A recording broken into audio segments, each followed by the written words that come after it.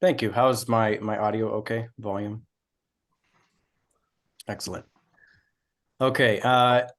So as Derek said, I kind of what I want to do is give me a second here. I am going to here's kind of how I want to format this is I want to share um kind of where my life has come from. Derek talked that I had coached with him for a year.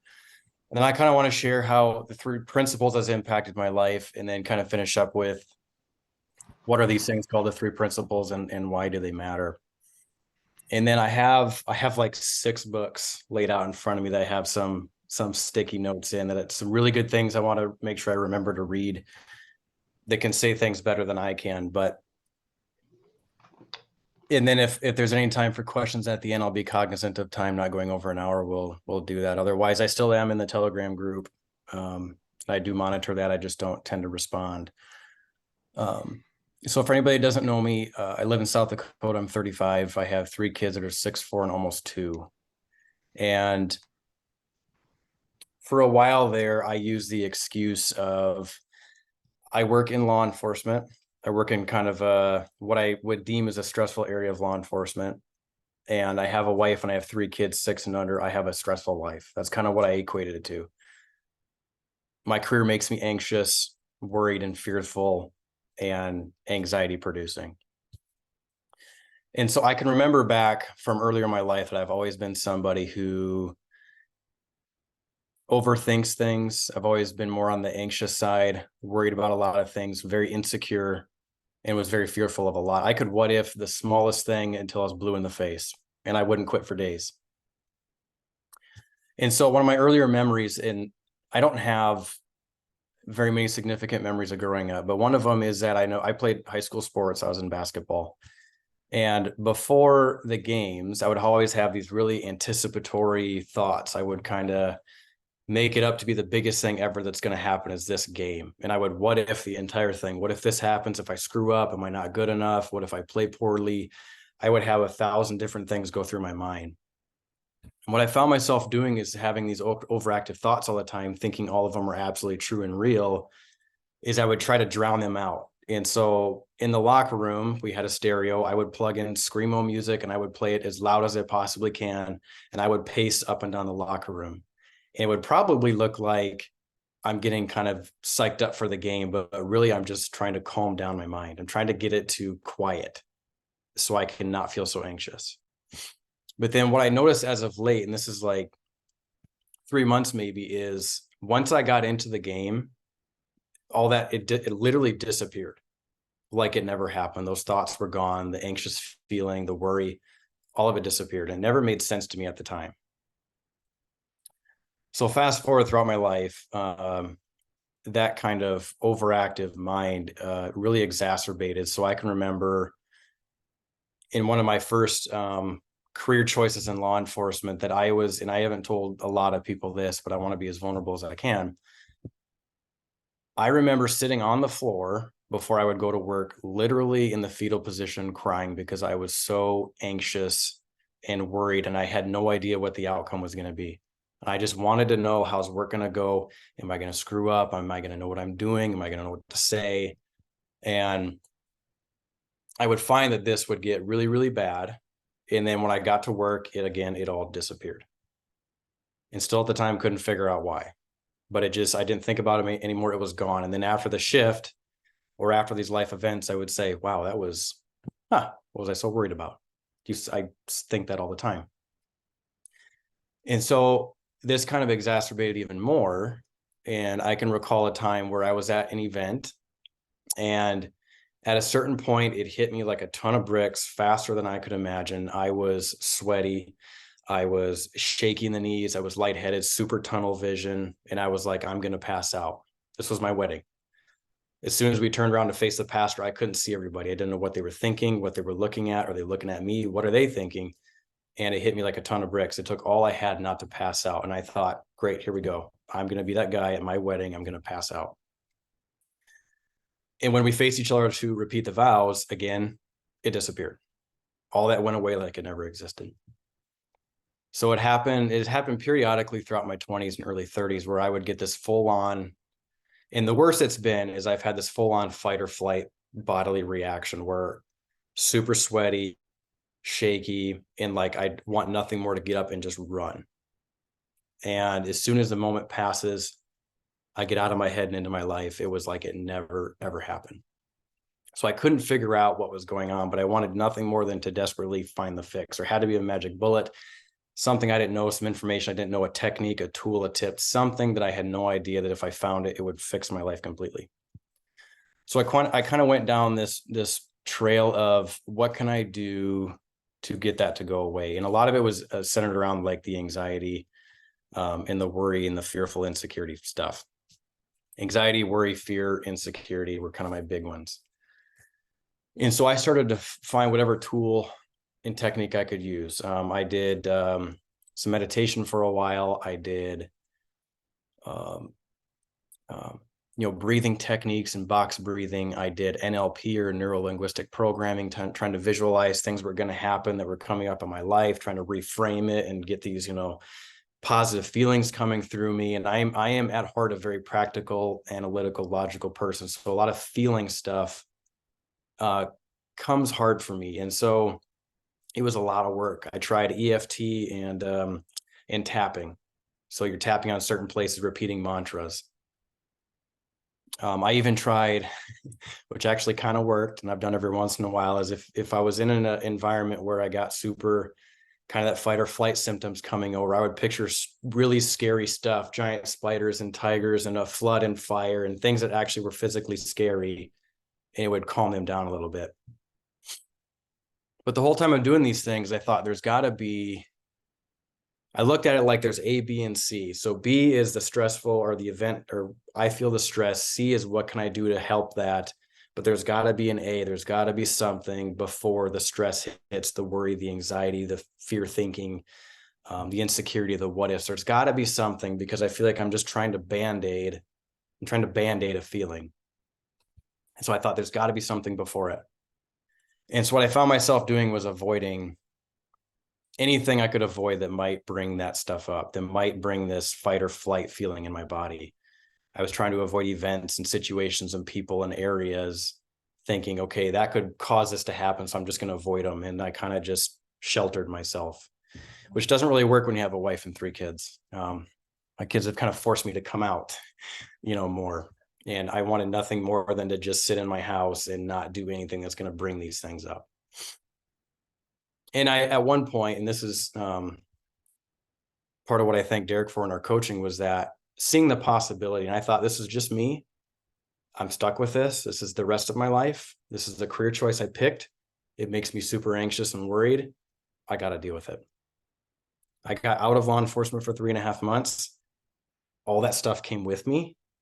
Me and Derek had talked about that. All that's, it's not like it wasn't the job. It all came right with me.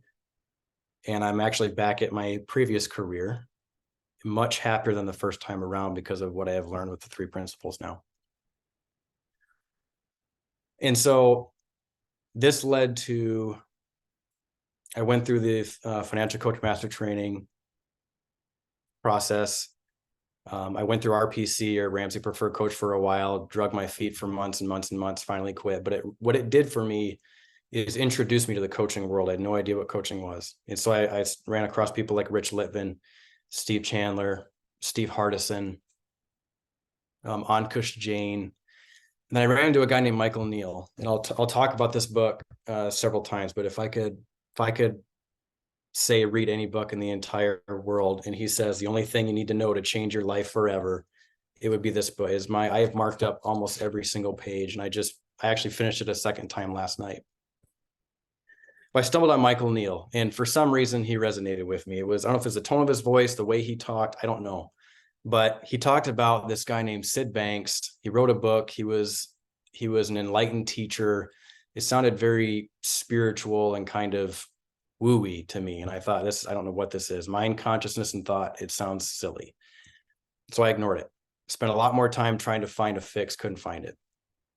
And so I stumbled on Michael Neal sometime later, and I don't have a vivid memory of what that moment was, but I heard it again, where he brought up this Sid Banks, mind, consciousness, and thought. And I thought, okay, I have found nothing that works.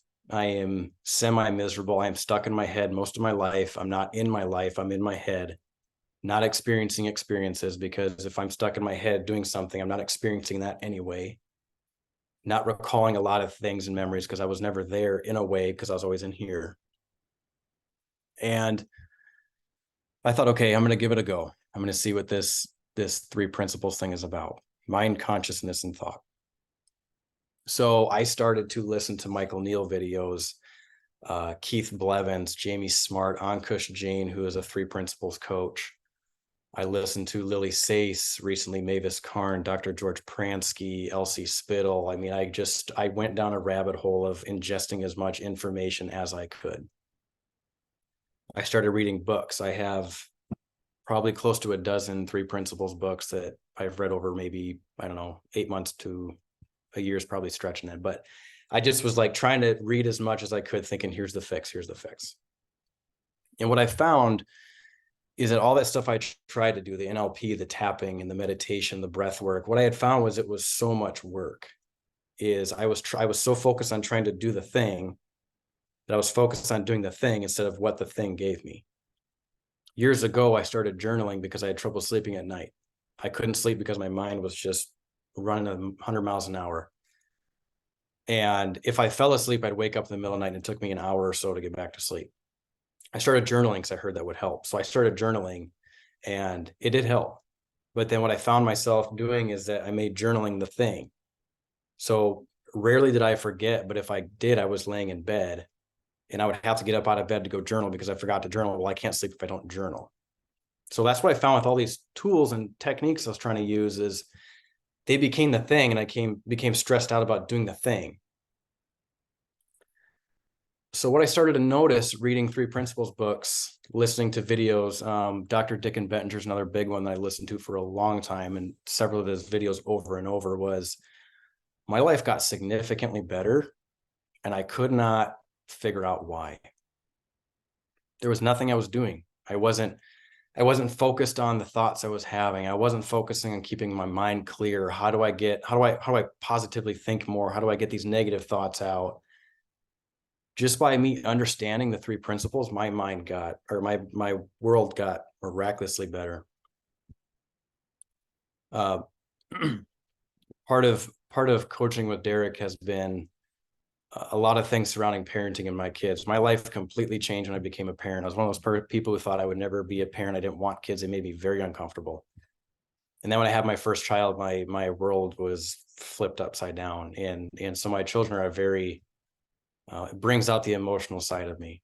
I think our last conversation, I had a good few minutes where I couldn't say a word because I knew I was just going to start crying. And so what I have found with the three principles is I am a much better parent. I'm more calm. But what I had really noticed was I was actually sitting and watching my kids play and actually being in the moment. I wasn't thinking about being in the moment, but I just was. And I would sit there and smile, just watching them play, thinking, how lucky am I that I get to have a wife and kids and I can sit here and watch them play. And again, I remind you, I wasn't doing anything. I wasn't doing any tips and tools, and there wasn't stuff I had to think about. I just understanding how the mind works and how we create life and experience life. If you read three principles books or listen to them, there's nothing you have to do. There's nothing you have to try and work at. It's just the understanding is where all the power lies. And so I spent most of my life honestly being a victim. Never realized it. Like I said before, I was stressed out and worried and anxious because my career made me that way. Because my kids weren't behaving, now I'm stressed out. My wife and I weren't agreeing on something, now I'm stressed out. Somebody at the store said that thing to me, now I'm going to beat that idea to death in my head until it's only affecting me for days on end. But I wasn't doing anything. I was just understanding where human experience comes from. I am a much more calm, relaxed person. I still get stuck up in, I call them thought storms. I still get stuck in them, but I'm not there nearly as long. Derek talked to me recently on the phone. Call it God intervening, call it whatever you want, but I was having a very rough 3 days, and for some reason he calls me. And I can get very ramped up and amped up and talk I'm trying to talk slowly because I talk super, super fast when I'm in something. And he had stopped me and said, "Hey, I don't know if you realize this, but he said, this is the fastest I've ever heard you talk. Take some breaths and let's slow down a little bit." And I had been learning about the three principles before that, but it was almost a point where it was not really a test, but it really showed me of, yes, I can take my thoughts and use them in a way that I can create, for lack of a better word, hell up in my brain and in my world. And that's what I see. And so all I did is kept learning and deepening my understanding with the three principles as much as I could. And so a guy named Sidney Banks had a 9th grade education. And he was a welder. And I want to say he's from British Columbia, Canada, but don't quote me. And the details don't matter. But before I talk about the three principles, I want to read this part from Michael O'Neill, because I think it's really powerful. And he is a coach. He has coached a lot of very wealthy, famous people. And actually, Derek, you might appreciate this. I don't know if anybody else knows who Steve Hardison is, but Steve Hardison actually wrote a little ditty about the book, which I've never seen, which I thought was really cool. But anyway, so I want to read this because whether anybody knows about the three principles or not, I want you to listen, because I'm historically bad at judging things right away and forming an interpretation without hearing. And I encourage everybody to listen from a place that there's something of value in anything that I say. And it's not my words, but anything that I might say that might bring up an insight. And all an insight is a new thought. An insight is a new thought that we never had before. It's nothing more complex. It's just a new thought you never had. But just listen from a place that there is something helpful and useful. And so I just want to read this from him. It says, "There are no techniques anywhere in this book." And I'll say there's no techniques in anything I'm about to say. "There's nothing for you to learn, remember, practice, or do. I'm simply going to point us towards some fundamental truths about life, and we'll see what we can see." And so I want to explain the three principles in a way that they make sense to me, because what I have found is all the books that I've read and the YouTube videos I've watched, everybody explains the principles a little bit differently. And I think I come from a very practical standpoint. And you can get deep into the weeds as much as you want. Sidney Banks is very spiritual when he talks about them, and other writers are very more practical. And so I'm going to explain them in a way that makes sense to me, because that's the best way that I can explain it, versus trying to just regurgitate what everybody else has said. Kind of like Derek said, regurgitating, other people's beliefs and ideas. And so I'm going to explain them kind of how they mean to me. And again, don't take my words verbatim, because they might not be 100% accurate. So Sidney Banks, 9th grade education. I've heard this story differently now, but the real basic story is that he was at some marriage retreat having a real hard time. He thought he was very insecure. And he was talking to a counselor, a person that said, I'm having a hard time here because I'm a very insecure person. And all that person said, you're not insecure. You just think that you are. And for some reason that sparked this whole idea. He calls it, and I don't know if it's that specific experience or a different one a little bit later, but he calls it this enlightenment experience. All of a sudden, voila, everything is open to him now. So that was kind of the very start of it. And again, like I said, 9th grade education, welder. He was not deemed by anybody as a smart individual. And after this, he forms this idea of the three principles.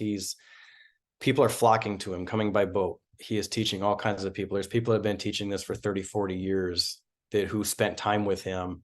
And then since he has now passed, has carried it on. There are three principles, coaches and counseling, therapy businesses. And they thought this is going to turn psychology on its head. And so that's kind of where everything started. And then everybody else has their little own interpretation of it. So the three principles are mind, consciousness, and thought. I want to spend the most time on thought. Sidney Banks called the principle of thought. He called it the missing link, and he had titled a book, The Missing Link. But the principle of mind, all it really means for me is that there is a higher power that is at work. There is something, a higher power than us, just human beings that wander the planet. There's something that has created the world, heavens and the earth, has created trees and grass and in human beings and animals and bugs and what have you, fish and oceans. And there's something that has created that is in control. We are not in control. And everybody has a different word for what that is. I am a Christian. I am a Missouri Synod Lutheran. And so for me, that's God. God has created, creates, and will continue to create everything.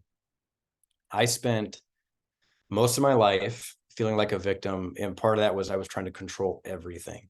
I tried to control myself. I tried to control the people I'm talking to, the situations, I tried to control my wife, my kids, the interactions I had with anybody. I tried to control everything because it felt like I knew what was going to happen and things were okay. And then when things didn't go okay, it was because, okay, there's something I did or didn't do. There was, I was the reason why things happened to me that weren't ideal.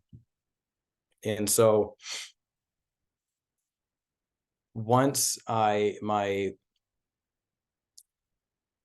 began attending church more regularly, became an elder in the church that I go to, and I give my wife the most credit ever because she has always been very strong, faithfully, and I was a person who was confirmed and never went back for years, and I went just because she wanted me to.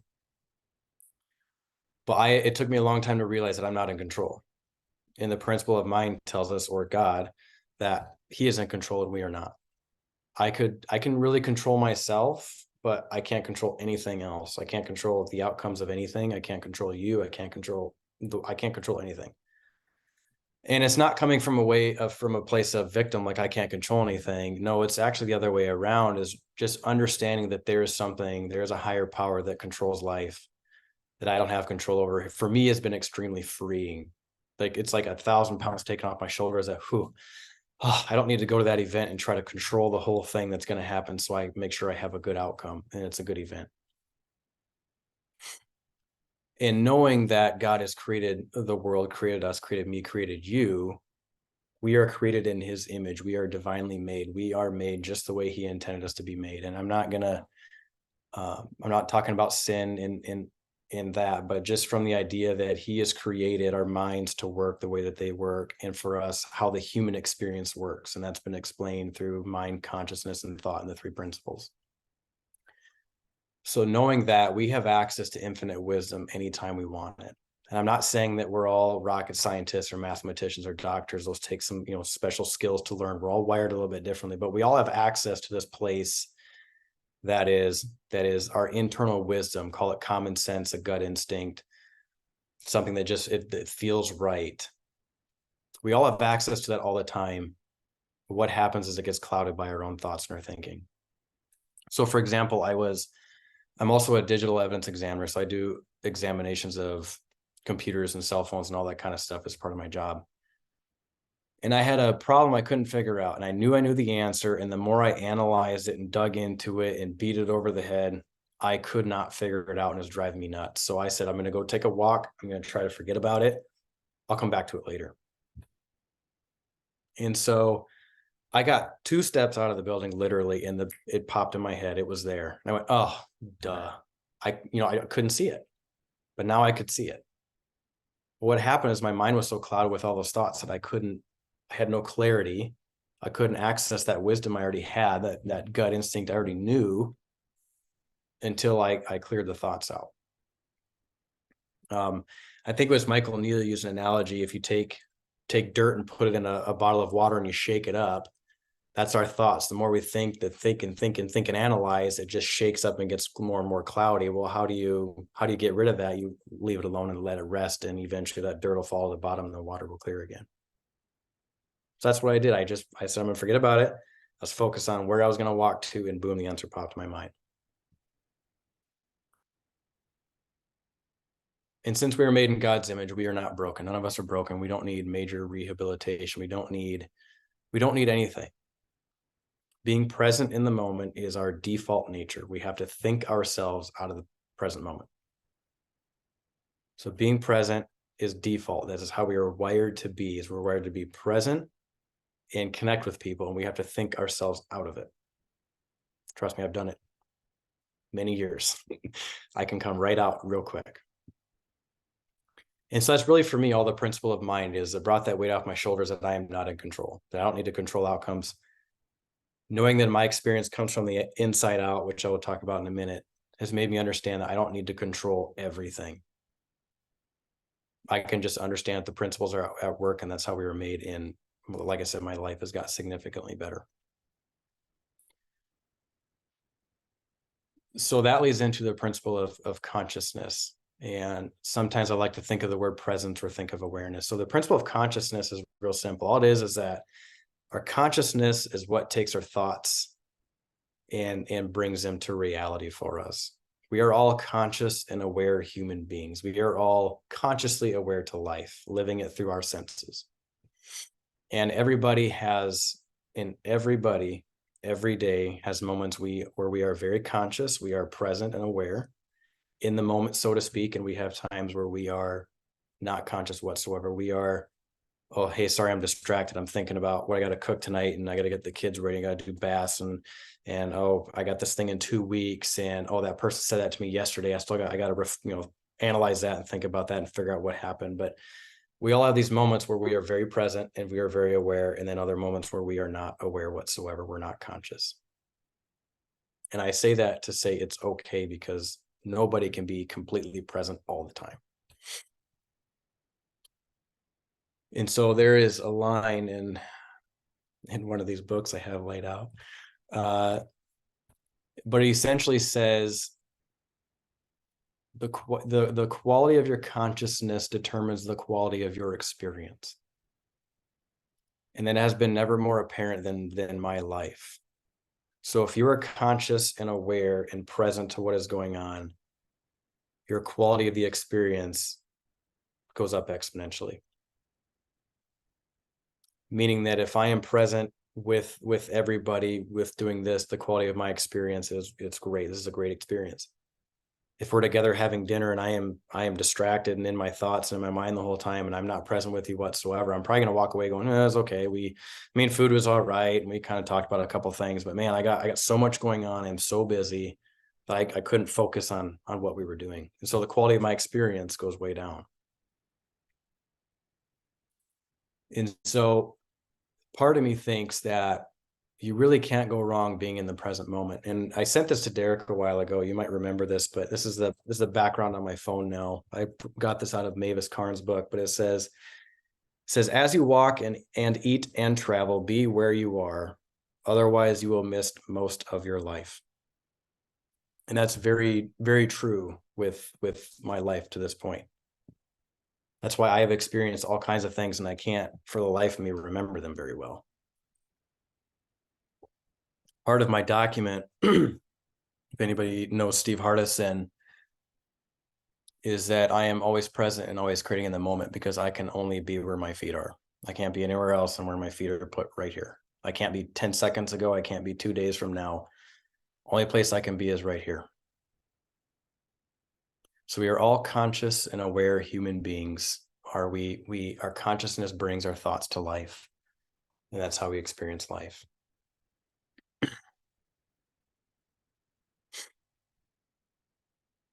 So the last one is the principle of thought. And like I said, Sydney Banks called it the missing link.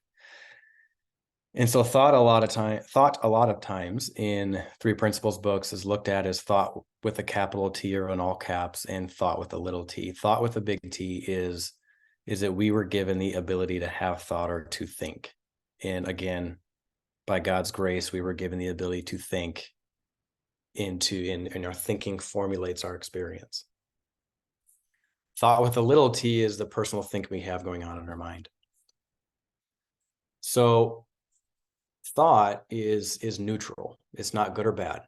The thoughts that we have in our mind are not good or bad. They are neutral. And honestly, they mean absolutely nothing. We have so many thousands of thoughts in our mind all day long that we could not possibly bring all of them to life. But our experiences all come from thought. Our feelings come from thought. We are feeling our thoughts moment to moment. That is how we experience life. We aren't experiencing relationships. We are experiencing what we think about relationships. We are not experiencing this food I'm eating. I'm experiencing the thinking I'm having about that food. So knowing that, helped me to understand that I am not a stressful person because of my job. I am a stressful person because I have stressful thoughts about my job. So Michael Neal titled his book, The Inside Out Revolution. So there's two different ways of thinking of the world, as he talks about, is there's an outside in and an inside out. And most of my life, I have thought of the world as outside in, where I feel the way I feel because of things that are happening out there. Gas prices, price of food, mortgage payment went up. My kids were naughty this morning, hard to get out the door. My wife said this to me that didn't make me very happy. Somebody at work said this to me. I kind of screwed up at work a little bit. All those happen, so I have to be unhappy and stressed out and anxious because of all that goes on outside. But if that were true, then Mavis Karn brought this up. She was a single mother with 2 or 3 kids, I want to say. And she said, when I learned about the 3 principles, I thought it was too simple. It had to be, there's no way that could be true. It's too simple. And she said, I threw everything I could at the 3 principles to show that it is wrong. And she said, I couldn't do it. So she said, if we experience, if our experience comes from the world outside, then every single mom, like she was with 2 or 3 kids, has to be miserable, has to be stressed out, but that's not true. There are single mothers with 2 or 3 kids, single dads with 2 or 3 kids that could not be more blessed. Why? Because they are experiencing their thinking. Every single person on planet Earth has a different experience of life because we experience our thinking. It's what makes us all different. We could sit and have dinner together and have 2 completely different experiences because of what we're thinking about. So no 2 people in the entire world will have the same experience because we don't have the same thoughts. But the wonderful thing about thought is that it's just what I said. It's just thought. It is not true until we make it true. It doesn't mean a single thing until we give it weight and power and say, oh my gosh, this is true. But as silly as that sounds, we do it. I can't sit here and go, I think I'm a pink puppy. I'm a pink puppy. I'm not a pink puppy. I'm not going to be a pink puppy. But I can sit here and go, oh, I'm feeling anxious about that thing I have. Oh my gosh, I'm an anxious person. I suffer from anxiety. I am so anxious. But that's not true either, because you're just taking some anxious thoughts you might have and you're making them appear real. And like they are the only thing that matters. It has to be 100% true. I'm not good enough. People don't like me. It has to be true because I'm thinking it. And so we try to find ways to support that. Well, that has to be true because, Joe over there said I wasn't a very good dad. It has to be true because I had this weird body experience during that thing. I'm so super anxious. So we find ideas to support these thoughts that we have in our head. But again, they're not true. They don't mean anything. For example, we could all sit here and think about something that kind of makes us worry and anxious, and we can start to produce feelings of worry and anxiety in an instant. But if we can do that, that means that in an instant, I can create feelings of joy and gratitude by thinking about things that make me joyful and grateful. It has to go both ways. So like I said earlier, I haven't done anything. I've just had this understanding of where human experience comes from. Like Michael Neal said, we'll talk about where experience comes from and just see what we see. And I have realized that it's not work, it's not my wife, it's not my kids, it's not my friends that are making me feel the way I'm feeling. The only feelings I feel come from my thoughts. We have a thought, we have a feeling, we have a perception, we have an experience. It happens every single time, whether we know it or not. Sometimes it happens that fast and we don't realize it. Somebody cuts me off in traffic and all of a sudden I'm angry. It's because I'm having an angry thought about them cutting me off in traffic. That's as absolutely simple as it is. It doesn't need to be any more complex or confusing than that. So I got all my power back for my life once I continued to learn about the principles. And one of the greatest things, I'm going to say it, one of the greatest things that I have gleaned from the principles is that a habit of my thinking is to be judgmental and critical. I've been judgmental and critical of myself my whole life. This was a big point of Derek and I's coaching together. And I projected that on everybody else almost instantly. I'm formulating thoughts about you before you open your mouth. But what the principles tells us, and I'm going to read this from another book called The Wisdom Within. Elsie Spittle wrote this. It's a really, really great book, but this will kind of tie this in.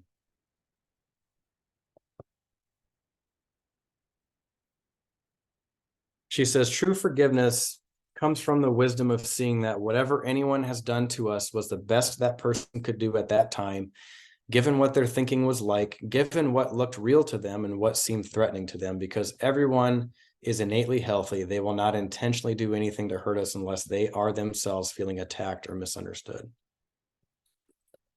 So this compassion piece kind of started to come about. Another great book, Dr. George Pransky wrote this book called The Relationship Handbook. Highly, highly, highly recommend it. But he had said, to feel resentment, you look for malice and notice how incidents affect you. To feel compassion, you notice the pain that motivated negative behavior. I was at Costco not that long. It's been a couple months ago.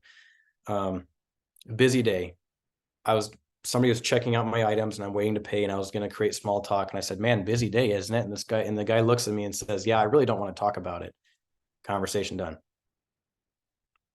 Normally in my life, I would have stewed on that conversation for hours of like, how dare they, is it something I said? And I would create all these stories in my mind. But I noticed his tag said driver, so he probably wasn't a person who normally checked out groceries for people anyway.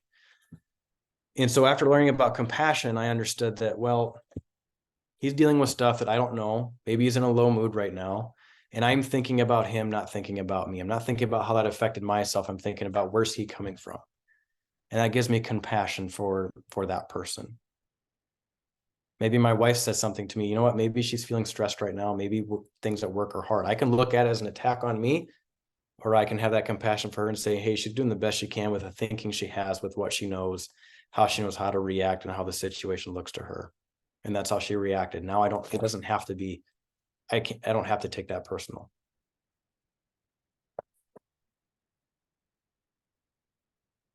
And so I keep going back to this, that I haven't had to do anything. And Ankush Jain, who's a 3 Principles coach, wrote a book called Sweet Sharing. Another really good one will be my yearly reading list. But he said, we can all shift from being victims to owners, but rather than having to consciously choose in every area of our lives, the shift can arise as a natural consequence of understanding how our minds work. So I don't need to focus on my relationships with my wife, with my kids, with how I am at work. Just really the understanding of the principles brings it all together in really any situation for me. And I really like this little quote here, or the story on stress. So I talked about stress several times. I thought that work made me stressed. It's a book written by Chantel Burns. It says, here is how stress works. We have some thinking. We believe the feelings arising from thought can be caused by something other than our own thinking. This thought makes us feel at effect of something outside of us, other people, situations, past events, future scenarios. This fills our head with stressful thoughts of how to manage, handle, or control all these things out there that we believe are causing our stressful experience.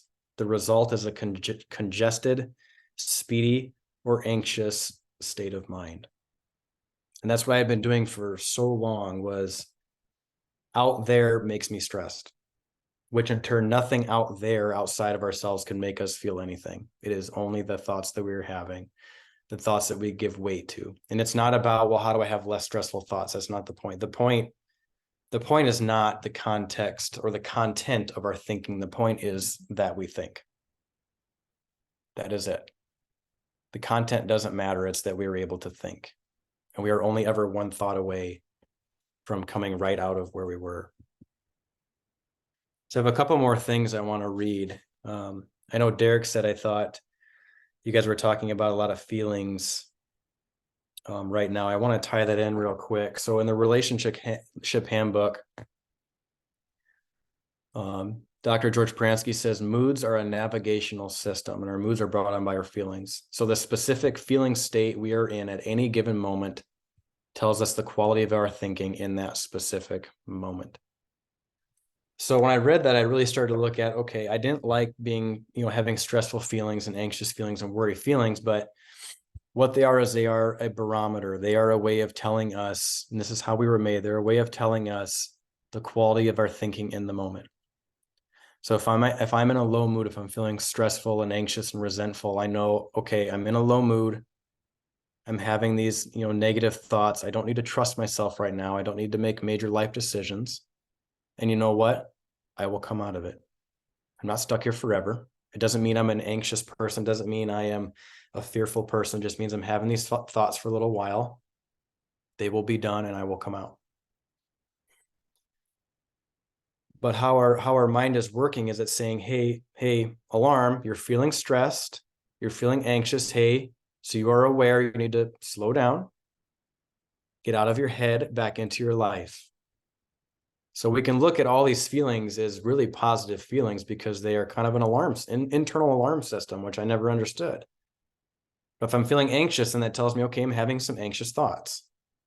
I can recognize that. I can sit in that feeling for a little bit. Even if you want to question it a little bit, why am I having these anxious thoughts?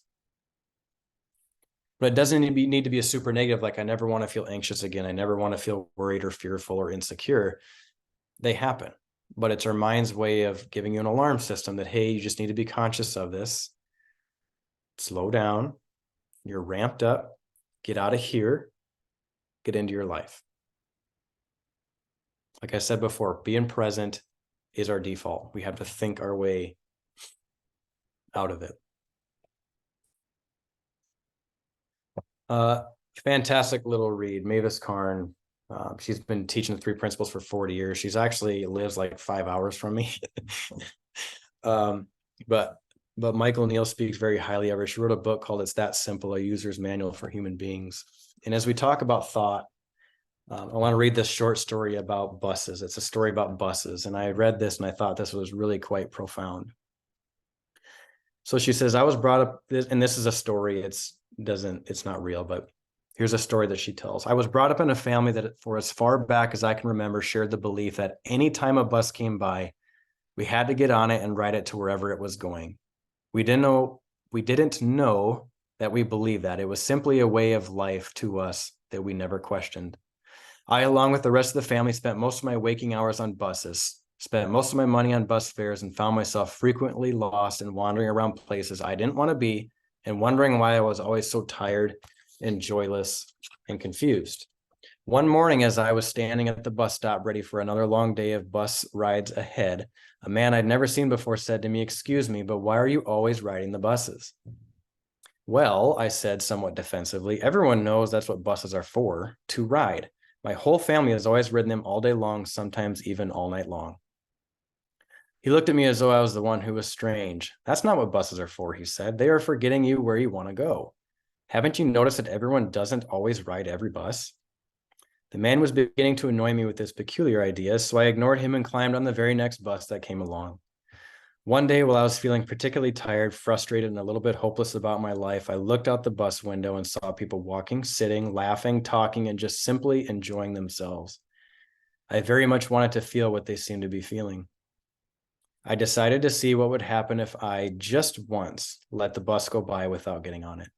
As I sat at the bus stop, I saw the next bus coming and I looked around nervously to see if anyone from my family could see me. Instead of getting on, I let the bus go by. It was a very strange, unfamiliar, and somewhat confusing sensation. Then another bus came by and another, but I had let them all go by. It was still awkward and unfamiliar, but it was getting easier and easier. Soon I noticed that I still had the money I would have spent on those buses and I hadn't gotten lost once all day. In fact, the more buses I didn't get on, the more energy I had.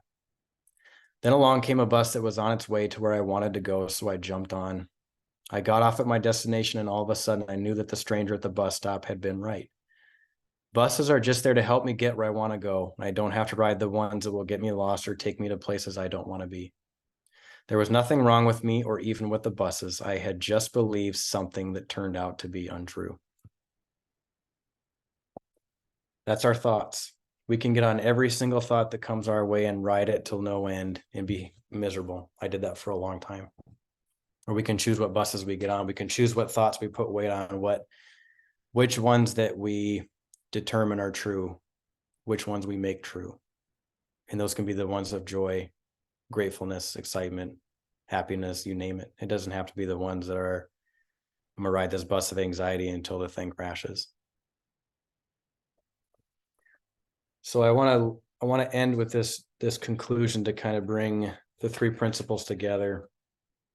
This is actually from Sydney Banks. I don't know what book this might be from, but this kind of brings it all together. It says, what are mind, consciousness, and thought? Mind is the intelligence of all things. Consciousness makes you aware, and thought is like the rudder of a ship. It guides you through life, and if you learn to use that rudder properly, you can guide your way through life far better than you ever imagined. You can go from one reality to another. You can find your happiness, and when illusionary sadness comes from memories, you don't try to figure it out. Please don't try to do that. You'll get yourself in trouble. All you have to do is realize that it's thought. The second you realize that it's thought, you are touching the very essence of psychological experience. You're back to the now, and you're back to happiness. So don't get caught up on a lot of the details.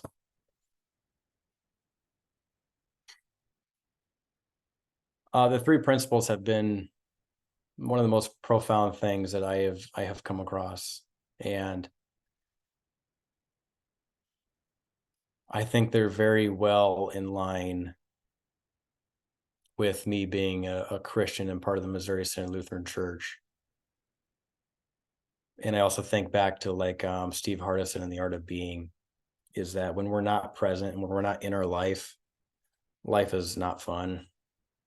When we are stuck up in here, there's a children's movie called Super Pets, and there's a spot in there where he talks about being stuck in his head, and he says that's a very scary place to be. And it is, because most of the things I've thought of my entire life have never ever happened or come true, or haven't even remotely been close to coming true. I can make up the craziest story in a heartbeat. But again, as Sydney Banks says, it's just thought. You're only ever one thought away from anything. You're only one thought away from creating anything you want to create. Everything is created from a thought first. Every feeling you have comes from a thought. You're not broken. There's nothing we have to do, learn, read. Just understanding that our experience comes from our thoughts. Our thoughts bring life is all you need to know. So I thank you for everybody for sitting through here with me. I think we got 10 minutes if anybody has any 8 minutes thoughts, questions, or ideas. Thank you, Jackson. That was profound. I really enjoyed sitting through it. As you were reading the bus story, it almost brought me to tears, honestly, just the simplicity and the power and the possibility that I don't have to ride every single thought. I knew that to be true, and to be reminded again gives me agency, and I trust it does to everybody else as well. There's two ways that you can digest what Jackson just shared, and one is to look at it as if it's Jackson's story, as if Jackson just shared an autobiography of himself, and you can look at it as a story about Jackson. Or the one that I recommend is take everything that Jackson just shared and put yourself in those shoes. Where do I see myself in Jackson's story? Where do I see myself getting stuck in my own thoughts, right? If you will, raise your hand if you know that your thoughts can be a scary place and you've experienced that before, right? We've all been there. So this isn't, I invite you to put yourself into the shoes that Jackson just shared and where you see yourself. And Jackson, I'm wondering if you could share just a really practical story on coaching soccer from a year ago when we first started talking about the idea about coaching soccer. If you could just kind of step back into that place before you coach soccer, walk through the story of what happened and where you are now. Could you take a minute or two to just share that? Because I think that is such a simply practical application of living out the three principles. Would you be willing to do that? Yeah, absolutely. So last fall, my oldest, who is now 6, he was 5, wanted to play soccer, but did not have a soccer coach. And after a while, I hem-hawed and thought, okay, I'll give it a try. But I can't tell you how anxious and nervous and worried I was. I've never played soccer a day in my life. I was like, what are parents going to think? They're going to judge me. They're going to realize I don't know what I'm doing. And I remember talking to Derek about it, and I was pretty nervous and worried. And then I had the first practice, and it was mind-blowingly awesome. Didn't think about the parents. I was just in tune to the kids. I had never had more fun than coaching that group of kids, and almost brought me to tears when the season was over. And then I didn't coach in the spring, and it hit me hard. Like I want to be doing this. Again, not knowing anything about soccer, but it doesn't matter. And it really taught me being present, because I didn't even notice parents and other people. All I was focused on was just the kids and having them enjoy it as much as possible. Fast forward a year later, I'm now coaching both my boys, because we're on separate teams now. So I coach both those soccer teams, and it is so much fun. I will tell you, you want to see the three principles at work, watch 3, 4, 5, and 6-year-old kids. They are living in the moment and in the moment only. They don't care about 10 seconds ago or tomorrow.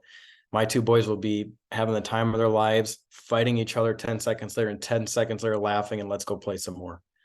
So I've never learned more than I have from watching kids, but that is truly the three principles at work. Is they don't get stuck in past memories that really don't exist anymore, or things that might happen in the future. They don't care. They feel the feelings in the moment, in the now, and that's all that matters. Yeah, thank you for sharing that. There's the stark contrast of fear of coaching a team. And I remember talking with you about this. Yeah. And now you told me last week I'm coaching two different teams and I'm loving it. Yep. That transformation is the three principles in action. So yeah, thank you for sharing that. Absolutely. Let me stop the recording here.